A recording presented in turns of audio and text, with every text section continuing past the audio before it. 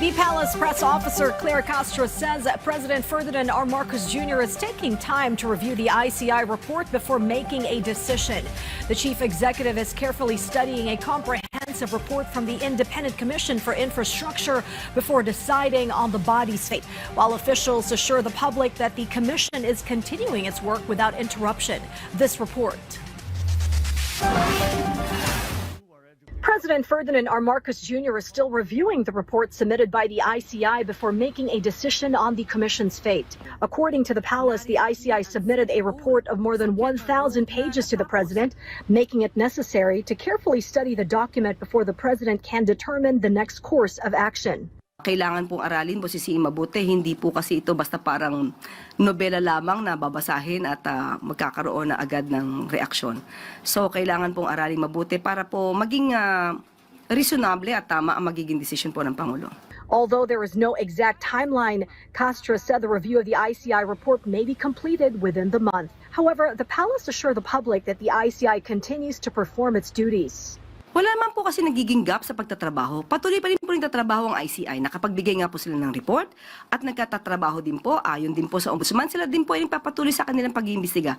Tandaan po natin, marami na po kasi naisumite ang ICI sa ombudsman at sa DOJ. So yun po nga dapat ang dapat nating hintayin kung ano po ang magiging resulta kung may maisa sa papang mga kaso.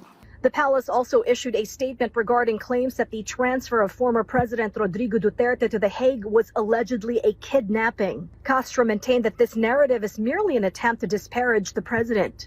Malacanang further pointed out that the former president himself had expressed readiness to be arrested by the ICC should an arrest warrant be issued.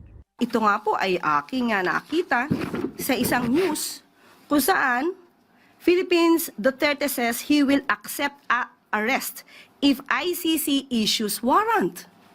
Ito ay may date na March 10, 2025 at itong salaysay na ito ay nakuha pa nung siya ay nasa Hong Kong. So alam niya na magkakaroon ng pagsisilbi ng warrant of arrest. Papaano nilang masasabing may kidnapping kung mismo ang dating Pangulong Duterte ay handang magpa-aresto kapag ang warrant of arrest ng ICC ay nandyan na. When asked whether President Marcos Jr. would monitor the confirmation of charges against the former president scheduled on Monday, hindi po kailangan mag-monitor ng Pangulo. Ang sabi nga po natin, ang minomonitor po ng Pangulo ay yung interest po ng ating bansa. Kung meron po mangyayari sa hearing, ito po ay personal na po kay dating Pangulong Duterte. At tatandaan po natin na ang mga nagsampa po ng kasong to ay kapwa natin Pilipino. Pilipino nagsampa ng kaso, nirereklamo, ay kapwa natin Pilipino. Hindi po imo-monitor, pero syempre kailangan pong maging updated ang Pangulo sa lahat na nangyayari dahil mga kapwa Pilipino natin ang nasasangkot dito. This is Sharm Zespina from the National TV Network for a new and better Philippines.